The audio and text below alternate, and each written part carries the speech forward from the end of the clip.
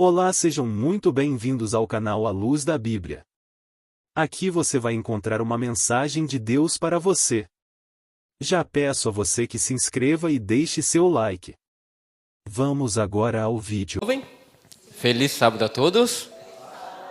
Que bom, pela graça de Deus, nós podemos estar juntos aqui com vocês. Só vou alguns segundinhos me organizar aqui, que eu sou da velha geração que escreve no papel, não gosta muito de tablet, né? Então a gente tem que padronizar o nosso roteiro aqui para a gente poder conversar um pouco nessa manhã. Bom, eu acho que quem está nos assistindo em casa já deve estar vendo meu nome e o título da mensagem dessa manhã. Então, agora nós estamos aqui para falar sobre Jesus, né, que é o mais importante de tudo. Eu queria perguntar para você, a mensagem, na verdade, dessa manhã vai vir de encontro à nossa necessidade. Esperar em Deus. Pelo que você tem esperado? O que tem motivado você vir dias após dias aqui na igreja da Vila Dil? Ou se você é visitante, está vindo aqui hoje, mas frequenta outra igreja frequentemente, ou vamos melhor formular essa pergunta. O que tem feito todos os dias da sua vida? Você dobrar seus joelhos na presença de Deus, olhar para cima questionando: Deus, eu quero A, eu quero B, eu quero C. Isso tem que acontecer. Qual é a razão existencial do que você tem esperado em Deus? A gente pode padronizar um monte de coisas. Nós, como a Igreja Adventista, o movimento do Advento, a gente aguarda como um povo somente a volta de Jesus. Isso é unigênito, todos que estão aqui concordam com isso, né? Mas você sabe que a vida nem sempre é nesse sentido. A gente fala em comunidade, mas pessoalmente, você já parou para pensar que cada um de nós anseia algo de Cristo, da sua vinda? Que nos traga, que nos tire, que nos acrescente, que nos aproxime, que faça fazer valer sentido a nossa história, que transforme a nossa vida de forma diferente. Eu queria fazer você refletir nisso nessa manhã. Já queria pedir desculpa, não sei como é que vocês filmam aqui, mas vocês perceberam que eu gosto de caminhar bastante. Então, já peço desculpa aí se alguém tiver que se mover um pouco mais que o normal, tá bom? Queria convidar você nessa manhã a abrir suas Bíblias lá em Salmos. Vamos ver o que o salmista Davi tem a nos dizer. Salmos 42, versículo 5. Eu gosto muito desse verso. Salmos 42, versículo 5.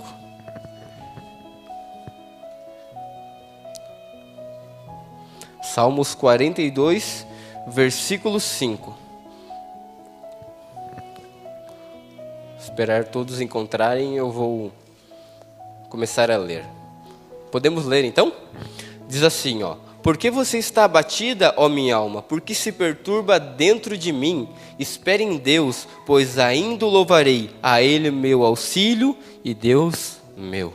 A gente conhece muito desse verso de uma música da Neolítica, né? Que fala muito exatamente sobre esse verso bíblico, transformou uma música muito bonita que com certeza deve ter acalmado o seu coração e o meu em momentos bem dificultosos. E com certeza, nos últimos 360 nos últimos 36 meses, no caso, nos últimos 365 dias, um ano completo, e no último período, um corte de 2020 a 2022, você passou por grandes coisas, nós como todos, né?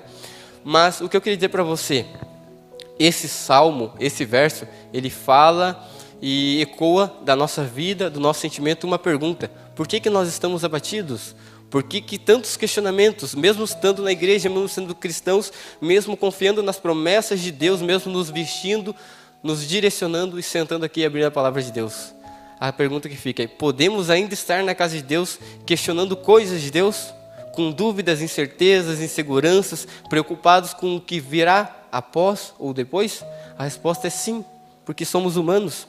E sabe, em contrapartida, o que acontece quando nós nos balanceamos nossos anseios com o mundo? Enquanto nós estamos dentro de nós mesmos ansiando várias respostas, questionamentos, queremos ter firmeza em nossas decisões e que o mais rápido possível Deus possa nos atender, né, nos dar garantias que estamos andando no caminho certo. O mundo vai evoluindo, a tecnologia avançando, as respostas são rápidas. No nosso ambiente de trabalho, você não aceita um minuto atrasado, você já está perdendo um trabalho, uma proposta pode ser recusada por 30 segundos entre o prazo final e o limite que você não mandou. Coisas assim no nosso cotidiano, fora da nossa realidade, ele nos aprisionam, nos apertam, nos espremem. Por quê? Porque lá fora nós trabalhamos e somos um número que precisamos mostrar resultados. Indiferente de como você e eu estamos nos sentindo, nós temos que mostrar resultados. No final do mês, o que conta para você ganhar seu salário? O resultado do que você fez. O que você vai trazer do mercado? O resultado do que você tem disposto ou está disposto a pagar e conseguir levar dali. Se você tiver 10 reais, infelizmente você só vai levar 10 reais, porque é o limite que você tem. Tudo fora de Deus parece que tem um limite. E a gente está muito acostumado com limites. Daí quando nos confrontamos com Deus que é fora dos limites, a gente começa a extravasar. Mas eu gostaria disso, daquilo outro. E parece que na contramão do mundo, as coisas de Deus não são respondidas da mesma forma, na mesma medida, na mesma pressão, no mesmo momento, naquela hora, naquele segundo que eu quero. E às vezes parece que eu estou penando, parece que estou sofrendo um pouco mais, não deveria ser assim. Porque a Bíblia me promete um Deus que cumpre tudo que promete, mas às vezes na minha e na sua vida parece que não está se concretizando, não é verdade? Deus existe, mas parece que não está olhando para mim nesse momento. Será possível? Nessa manhã eu queria trazer para você, à luz da Bíblia, a história de uma mulher, que com certeza você já estudou bastante sobre ela. Lá em 1 Samuel, capítulo 1, a história de Ana. História de Ana, Eucana e Penina. Mas talvez nessa manhã você vai tirar lições preciosas, que talvez por muito tempo a gente folheie a Bíblia e apenas leia a história. Você já parou para pensar em se colocar na história? É diferente, né? Quando você se coloca no momento, na situação e nas circunstâncias. Vamos ler ali no verso 1 e vamos entender, verso 1 e 2, o contexto e quem que a história apresenta, para nós começar a falar nessa manhã um pouco, para que Deus nos direcione a entender o que é esperar em Deus. Versículo 1 diz assim, ó, 1 Samuel, capítulo 1, versículo 1. 1 Samuel, capítulo 1, versículo 1. Em diante, tá bom? Diz assim, ó. Houve um homem de Ratamaim, Zofrim, da região montanhosa de Efraim, cujo nome era Eucana, filho de Jeroão, filho de Eliú, filho de Tou, filho de Zufé. Efraimita, Eucana tinha duas mulheres, uma se chamava Ana e a outra se chamava Penina. Penina tinha filhos e Ana, porém, não tinha filhos. Acho que todos nós aqui, desde crianças, ouvimos no momento infantil, nas classes lá atrás, a história de Ana, uma mulher que não tinha filhos, pediu a Deus e Deus deu um filho, né? É um resumo bem genérico dessa história, né? Mas quando a gente vai para dentro dessa história, a gente pode tirar muitas lições para mim e para você. Cristãos pós-modernos do século 21, pós-pandemia, com muitas incertezas, clamando a volta de Cristo, com transformações constantes na nossa realidade, com vários deuses surgindo, vários outros tipos e sinônimos de adoração diferentes, polos, divisões. A gente nunca viveu num mundo tão conturbado, onde cada um parece que divide um lado e senta de um lado A, do lado B e do lado C. Mas o que junta todas essas coisas? Qual o contexto que faz todas elas terem sentido? Porque só esperar por esperar, eu posso estar na parada ali esperando, mas se não souber o ônibus que eu pegar, que sentido vai ter o destino, a viagem, entende? Então agora, Ana era uma mulher que era casada com Eucana. Eucana era um alto oficial, alguém na sociedade bem respeitado. E ele era casado com duas esposas. Naquele tempo bíblico, você podia ter mais de uma esposa. Só que ele era casado com Ana, Eucana era casado com Ana e Penina. Só que a Bíblia dá uma enfatização bem grande que Ana, em detrimento da outra mulher de Eucana, não podia ter filhos. Ela era teoricamente estéril. E a outra tinha filhos. Naquele período da sociedade, a família ou a mulher era bem vista pela quantidade de filhos que ela possuía. Era um diferencial, o primogênito que levaria a linhagem da família adiante. Essa recebia um papel em destaque na família. Então a mulher que pudesse dar filhos ao marido, ela se destacaria da outra, porque teria mais filhos. E lembrando que no período bíblico, a mulher era cuidada pelos seus descendentes. Se a mulher não tinha nenhum descendente, não tinha quem a cuidasse. Você se lembra da história de Ruth e as suas noras, né? Noemi e tudo mais. Então o contexto ali abrange que, no contexto geral da história, Penina era muito abençoada aos olhos humanos. E Ana, aos olhos da sociedade, era alguém que não era muito bem visto, abençoada, alguém que se sentia frustrada porque tinha o amor do seu esposo, mas do amor não gerava filhos. E o maior desejo de uma mulher, por exemplo, naquela época, não sei hoje, eu imagino que seja, você pode falar por você, mas é dar à luz e ter um filho. Eu falo no sentido do homem como um pai. Você pode colocar para você na sua realidade, mas não há maior realização do que você pegar o seu filho no colo ou nos braços e saber que é uma descendência sua, a continuação da sua genética, ou tem traços de você ou alguém que você tem que educar com uma responsabilidade grande, mas pode envolver em seus braços. Ana queria viver essas experiências. E ela não passou um dia, 2 dias, né? Ele fala que passou por muitas décadas, muito tempo, se auto-questionando. Senhor, por que eu, não, em detrimento a Penina, não posso ter filhos? Por que mesmo que o meu marido me ame, diga que me ame, ele mostre à sociedade, ele mostrava que amava igualmente, e Ana, assim como Penina, mas eu não me sinto valorizada, algo em mim está faltando. Talvez essa reflexão pudesse ser para alguém que está vindo há muito tempo na igreja, mas não tem se sentido útil à igreja. Talvez achou que quando veio a pandemia, não veio um pouco nos cultos, se resguardou em casa, agora está voltando, não fez falta. Não fez diferença nenhuma. Eu era apenas mais um na classe. Eu saí, continuou com 9, era 10. Importante que tem mais gente, não acabou a classe porque eu não vim. Começando a se martirizar, se vitimizar, ou diminuindo o grau da sua importância. Porque numa sociedade, num conjunto, num grupo, todos somos importantes. A multiplicação é de 1 mais 1, na causa de Deus e no plano de Deus. Então agora você conhece o início da história, conhece os personagens principais, mas tem um fato que, assim como na minha e na sua vida, é determinante para uma mudança de sentido e uma mudança de rota. Agora, vamos lá para o verso 10 em diante. Ana um dia toma uma atitude, ela vai à casa de Deus e olha só o que Ana diz, versículo 10, do 1 Samuel capítulo 1, tá? Versículo 10 em diante.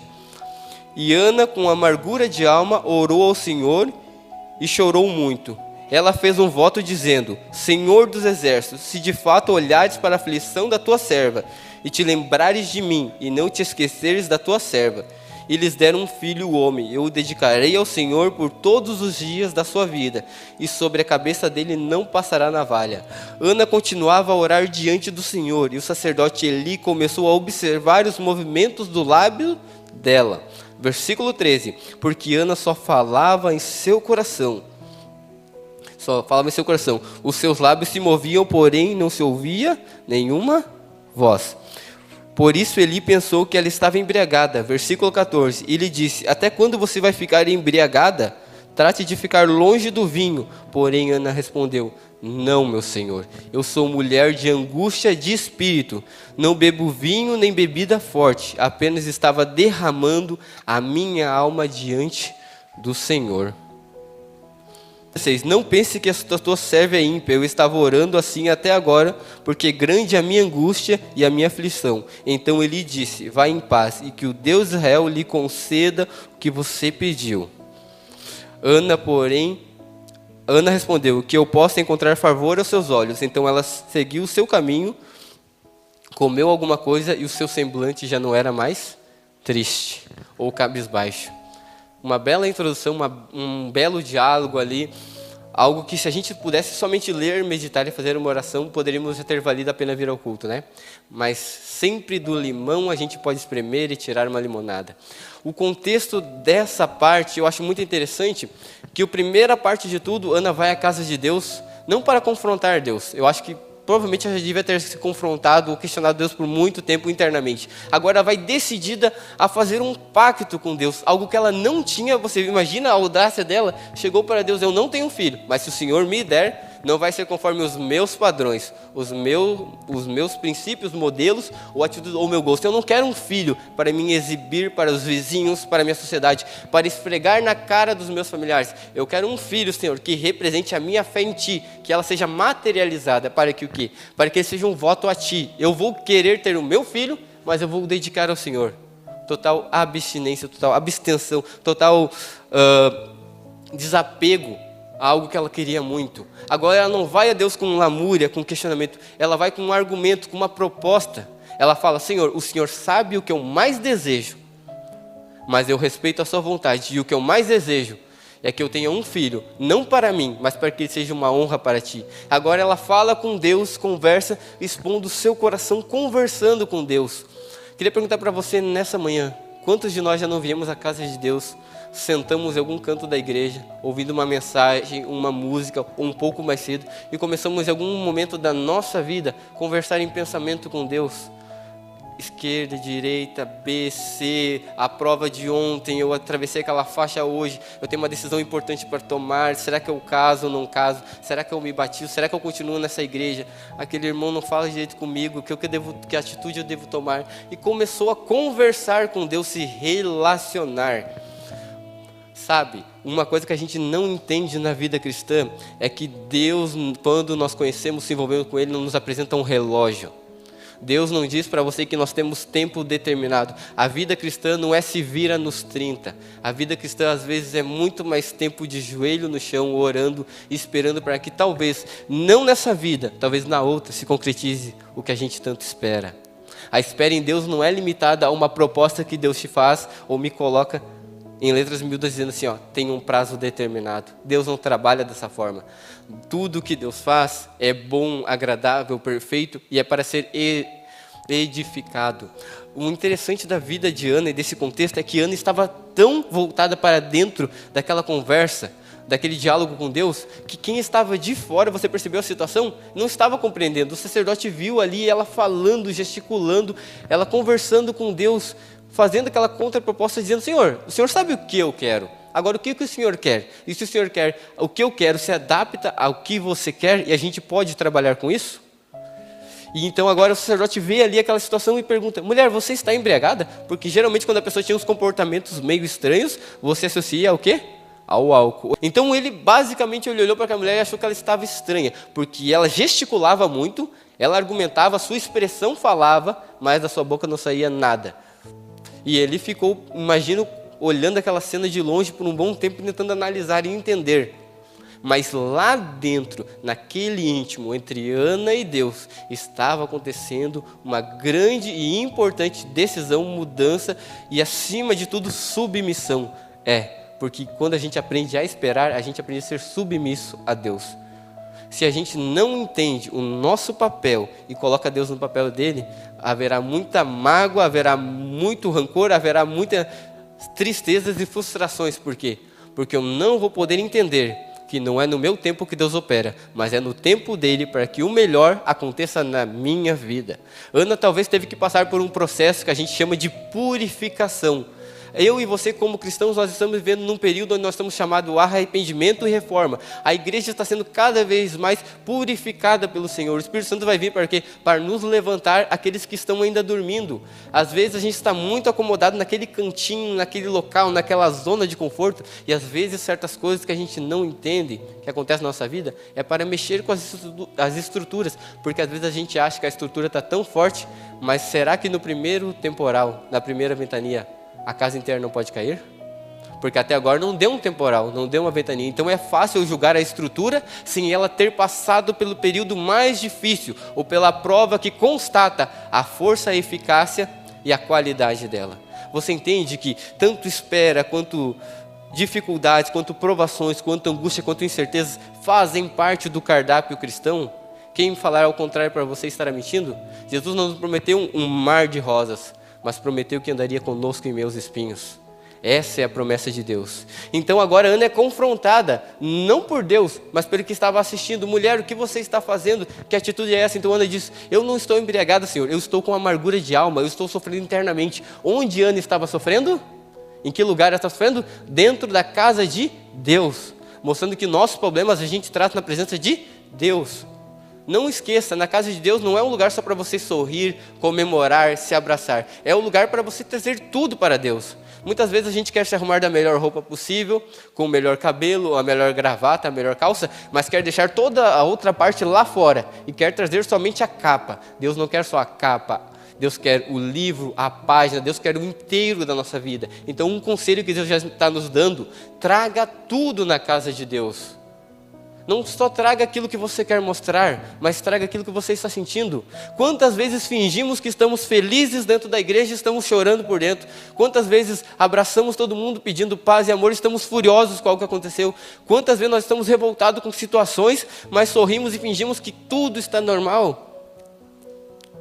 Quando nos relacionamos com Deus, não existe máscaras. Quando nos relacionamos com Deus, Deus nos conhece por inteiro. Então, um segredo de Ana, que é uma das coisas mais importantes, é que na presença de Deus, ela trouxe tudo. Independente de quem estava assistindo, estava olhando. Estava ali Eli, um grande sacerdote, mas podia estar alguém do seu lado, na sua frente, ela estava da mesma forma. Ela trouxe uma alma cansada, quebrantada, sofrida, que precisava das respostas de Deus. Será que nessa manhã não tem alguma mãe, algum pai que está questionando a Deus porque serviu a Deus tanto tempo e o filho não está mais na igreja? Será que não tem algum esposo ou esposa que está aqui na igreja e nesse momento o seu esposo não está aqui ou não quer estar na igreja ou algum outro motivo e você fica pensando, onde será que eu errei? Será que o meu padrão, meu comportamento, minha atitude, o meu Deus está afetando os meus relacionamentos? Será que por eu vir aqui na igreja ou estar aceitando Jesus, eu já perdi tantas oportunidades? A pessoa do meu lado direito, do meu lado esquerdo cresce e eu continuo naquele mesmo local, naquela mesma casa durante 10 anos. Será que alguma coisa está errada comigo? Aquela pessoa nem espera e alcança. Eu estou esperando tanto e nada acontece. Nada vai para frente. Eu continuo estático. O mundo só avança.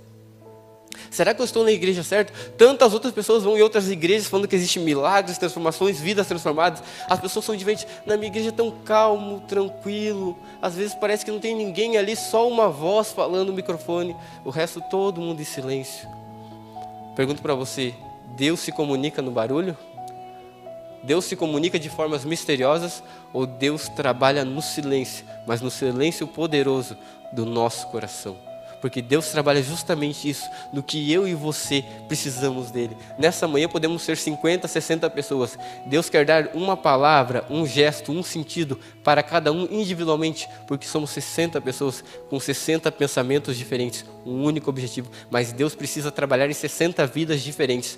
E talvez quem está em casa assistindo também, para que todos nós chegamos ao mesmo motivo. Mas ainda assim o grande anseio nosso, continuamos esperando, sim ou não? Você não veio para a igreja esperando? Vem, está esperando. Algo de Deus nós sempre esperamos. Ana esperava, é a maior prova de todas que Ana esperava. Então agora ela tem aquele encontro com o sacerdote. Confronta ele falando que estava sofrendo, que veio depositar a sua alma sofrida nas mãos de Deus. O que o sacerdote faz? Mulher, limpa o seu rosto, seque suas lágrimas. Que o Deus que você falou, que você exaltou, que você conversou, que você derramou as suas lágrimas, atente ao seu favor. E agora, depois do encontro dela, tanto com Deus na igreja, quanto com o sacerdote, o sentido da saída dela, ela se alimenta, porque devia estar faminta, cansada de tanto tempo que ela passou ali, buscando a Deus, muda o seu semblante, vai para casa com uma forma diferente de como foi, porque ali ela fez um sentido, ela colocou para fora tudo o que precisava. Será que Deus não está pedindo para nós hoje que estamos na igreja, na sua presença, aprender a colocar tudo nas mãos de Deus?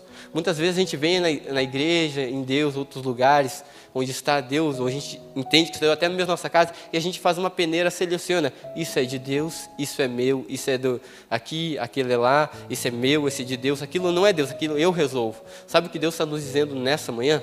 Não interessa, entregue tudo nas mãos de Deus, deposite tudo.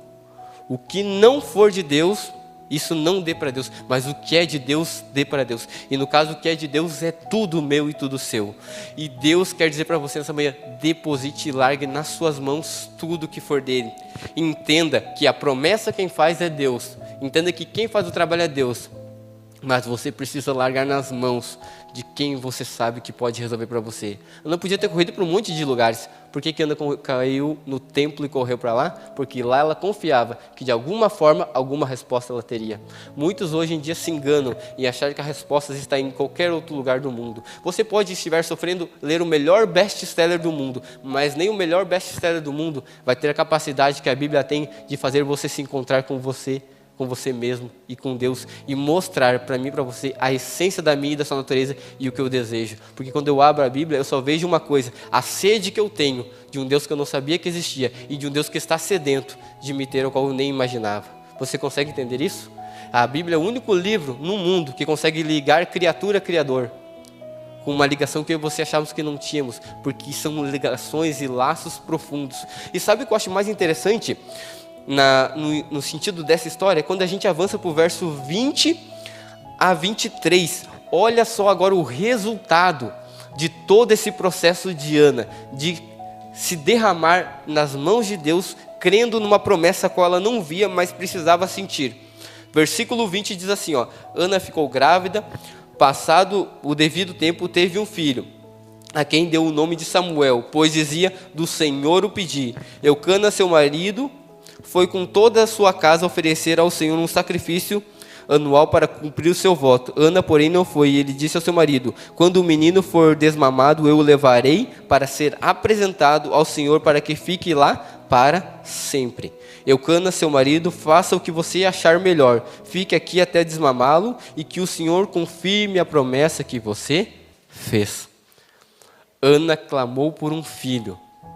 Não um filho para si, mas um filho que fosse o filho da sua resposta, mas fosse um filho para a promessa do Senhor, para que cumprisse a vontade de Deus. Quando você estuda a história de Samuel, você vê quão importante foi Samuel para o povo de Deus do Antigo Testamento. Quão importante foi a mensagem que ele trouxe, até mesmo na escolha do primeiro rei do povo de Israel, quando o povo decidiu, a partir de agora vamos ter um rei. Mas quando você olha a história de uma pessoa ou a biografia, você, para entender aquela pessoa, às vezes você vai ter que vir na árvore genealógica dela. Quem foi fulano de tal? Aí você vai puxando toda a família dela e você vai entendendo. Aqui foi o ponto que tudo começou. Samuel foi grande, porque antes dele ser grande, a sua mãe foi gigante. Sabe por que ela foi gigante? Porque ela soube esperar em Deus. Com todas as probabilidades contra ela, ela entendeu que Deus tem um processo. E às vezes no processo vai parecer que eu estou me ferindo mais do que eu estou me curando. Mas tudo isso faz parte da cura. Se você for perguntar para qualquer pessoa que trabalha com algum sistema, ou algum médico, por exemplo, que trabalha com algum sistema agressivo de algum tratamento de doença, não sei se quem já passou por algum tratamento de doença mais agressivo como o câncer aqui, você vai perguntar para a pessoa, ela sempre vai dizer para você que o pior da doença, muitas vezes, é o tratamento, não a doença em si, porque às vezes o tratamento é muito mais agressivo na doença do que a própria doença em si, porque ele precisa ser mais agressivo, porque ele precisa combater aquela doença, e às vezes no processo as pessoas desistem, por quê?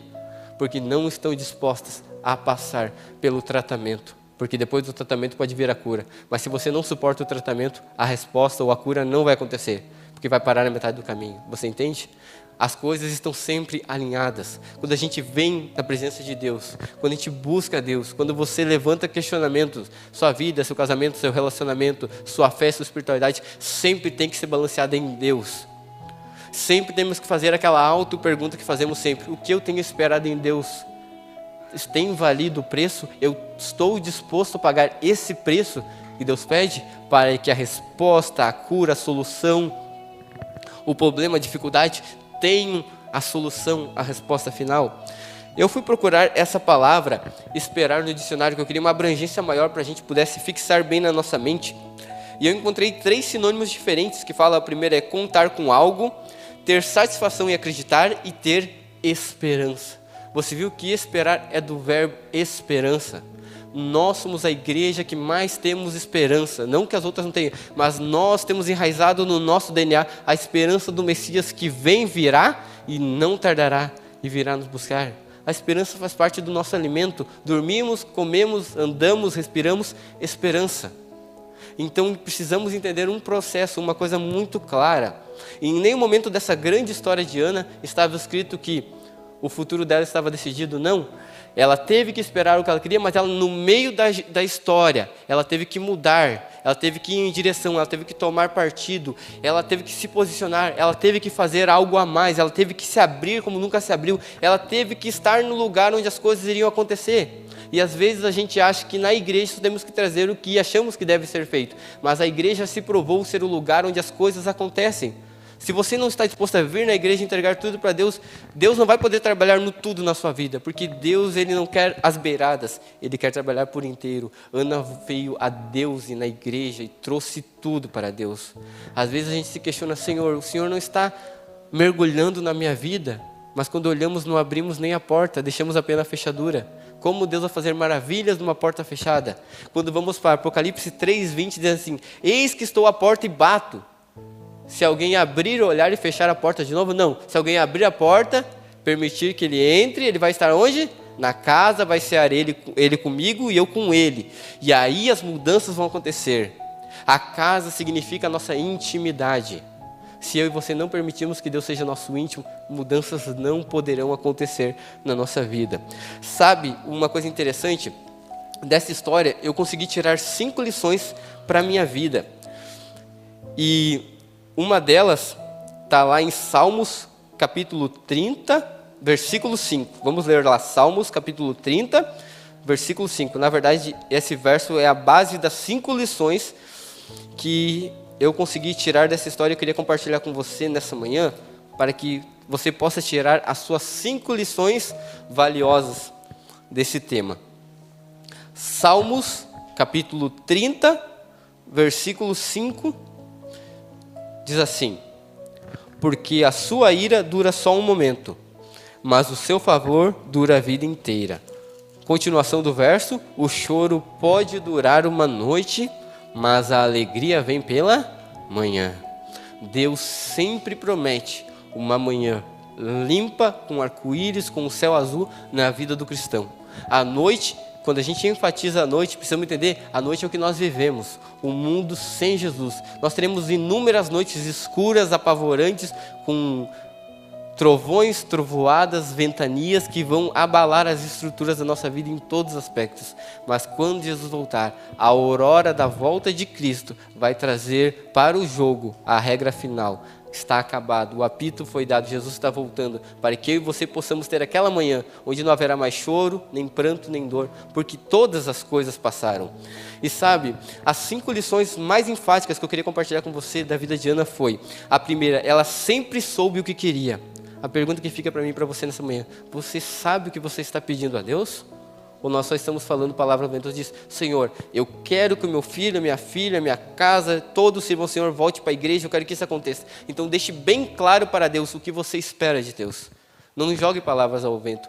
Ana foi bem enfática, ela queria um filho, para que servisse de propósito entre ela e Deus. Então a primeira regra que Deus nos convida a entender é: seja claro no que você deseja. A segunda lição que a gente pode tirar: buscou o dono da bênção, não primeiro a bênção. Muitas vezes nós queremos pegar atalhos. Não sei se alguma vez você já pegou um atalho. Eu já peguei atalho. Geralmente você diz: vai lá que vai dar bom. Mas às vezes a pessoa nem conhece onde está te indicando. Quando você chega lá, você tem que dar meia volta para o carro, porque você olha, é um penhasco, é um desfiladeiro, é uma montanha, é um rio, pode ser qualquer coisa. Porque a pessoa ouviu de fulano B, fulano A, fulano C, que ali ia ser um bom atalho. Então lembre-se sempre, os atalhos na vida cristã são perigosos. Então buscar a Deus primeiro, o dono da bênção, e depois a bênção. Muitos hoje se enganam porque têm buscado o resultado e não o conhecimento. É muito fácil você colar uma prova, fazer o gabarito e tirar nota 10. Agora pergunte para a pessoa que fez isso se ela consegue vivenciar na vida dela o resultado daquela aplicação. Porque prova é igual conhecimento e você só pode ser provado naquilo que você conhece. Então entenda, a vida cristã é justamente isso. A terceira lição é: depositou suas lágrimas na pessoa certa. Não teve medo de chorar no colo de Jesus. Hoje em dia a gente vive numa sociedade tão assim, né, firme, que quando você mostra sentimentos, chora, tem qualquer coisa assim, você parece uma conotação de fraco, né? Uma conotação meio antiga de assim, ó, se o homem chorar, seja homem não chora. Mulher, seca suas lágrimas do rosto. Parece que a gente vive num mundo meio engessado, que o cristão não pode ter sentimentos. E Deus vem para mim e para você e diz: se precisar chorar, chore. Se precisar estar triste, fique triste. Se precisar dizer: Senhor, por que isso? Me questione por que isso. A Bíblia fala: provai o Senhor, mas espere a resposta de Deus também. Sabe uma coisa interessante? Ana nos mostrou uma das coisas que muitas vezes nos falta: a humildade de às vezes entender que não podemos segurar tudo. E às vezes é bom chorar, porque às vezes no choro a gente pode encontrar calma, certeza e tranquilidade para esperar e preparar o terreno para a resposta de Deus. A lição 4 diz assim, ó: permitiu ser usada como instrumento de Deus, não se deixou ser usada como marionete. Muitas vezes no mundo que a gente vive, somos meio que, sensação que somos uma marionete de um sistema, de algo, né? Estamos sendo levados conforme os outros. Se a maioria diz A, eu tenho que dizer A, porque se eu disser B, eu estou contra a multidão. E daí eu não quero causar atrito, a gente diz, não, mas a gente é um povo que preza pela igualdade, então nós temos que sempre buscar a conciliação. Não se esqueça de uma parte fundamental. Jesus é o Filho de Deus, é o Salvador do mundo, mas também Ele é o leão da tribo de Judá. E no final dos tempos Ele vai ser o juiz que vai dar a sentença. Então amor e justiça andam juntos. Muitas vezes nós confundimos esse sentido. Quer dizer, às vezes no sentido de evitar, de confrontar, de falar, de se expressar, nós acabamos errando. A dose, a medida entre algo que pode ser benéfico e um veneno, está apenas à distância de um frasco ou uma dosagem de como a gente pode usar qualquer coisa. Depende da dosagem, ela pode fazer mais mal do que bem. E uma coisa interessante que eu queria dizer para você é justamente isso. Satanás tem cada vez nos incentivado mais a procurar dentro de nós mesmos respostas para que nós não compreendemos. Quando a gente fala de espera, é uma espera não de mim, mas é uma espera em algo maior que sou eu. É eu olhar para cima e entender que o mesmo Deus que conseguiu preservar a minha vida, a minha família, os meus sonhos e toda a estrutura numa pandemia mundial, é o mesmo Deus que pode sustentar toda a minha vida, os meus sonhos, os meus planos. Aprenda a entender que precisamos ser sustentados por Deus. E a última lição, que o que Deus estava com Deus saiu como que ela veio de uma forma e saiu uma nova pessoa na presença de Deus. Eu acho que esse é o desejo de todos nós aqui na igreja, né? Podermos vir à casa de Deus, adorar a Deus e sairmos pessoas novas, transformadas, que irradiem luz e sejam luz. Porque quando eu gosto muito de uma citação que a Ellen White fala que todo cristão é chamado por Deus a quando entrar alguém na sua presença, que ele não saia da forma como entrou. Essa é uma citação muito importante porque ela nos mostra a eficácia que tem que ter a palavra de Deus na minha e na sua boca. Qualquer pessoa que entrar na minha e na sua presença, ela tem que sair de alguma forma impactada pela forma de Deus, pela palavra de Deus, pelo padrão de Deus, pelo amor de Deus. Por quê? Porque a vida e a Bíblia que ela vai ler será a minha e a sua. E o final dessa história de Ana, Eucana e Penina, Ana foi muito martirizada por uma sociedade que a valorizava por números. Tinha um padrão, a mulher tinha que ser dessa forma. Ana foi no lugar onde ela não era padronizada, onde Deus não avaliava ela por padrões humanos, onde um erro para Deus não é um erro definitivo para uma vida. Imagina se Deus nos avaliasse por nossos erros? A grande notícia do Evangelho, a boa nova da salvação é que Deus não leva em conta um erro, mas Deus leva em conta uma decisão. E toda vez que podemos tomar uma decisão ao lado de Cristo, aí que coisas grandes acontecem. Ana se encontrou com Deus em detrimento da sociedade, fez um propósito com Deus, independente do que era julgada ou que era taxada. E Deus a honrou, porque ela soube esperar em Deus. Ela soube entender que o processo era demorado, que o remédio era amargo, mas precisava acontecer isso para Deus ser glorificado. Sabe a resposta final dessa mensagem, dessa manhã para mim e para você? Você que está aqui, você que está assistindo em casa, às vezes esperar em Deus não será fácil. Às vezes será difícil, será desgastante na vida cristã. Às vezes dará muitas vezes vontade de desistir, mas a vitória vem para aqueles que não desistem. As coisas se realizam para aqueles que firmam seus pés na promessa. Porque eu garanto para você que o povo que firmou os pés viu Canaã. O povo que começou a andar de um lado para o outro sem sentido, pereceu no deserto. A espera em Deus é a maior provação e a maior peneira espiritual na vida do cristão. Porque se o cristão aprende a esperar em Deus, ele aprende a entender que a vida tem propósito e que as coisas se realizam. Porque no tempo de Deus é sempre melhor.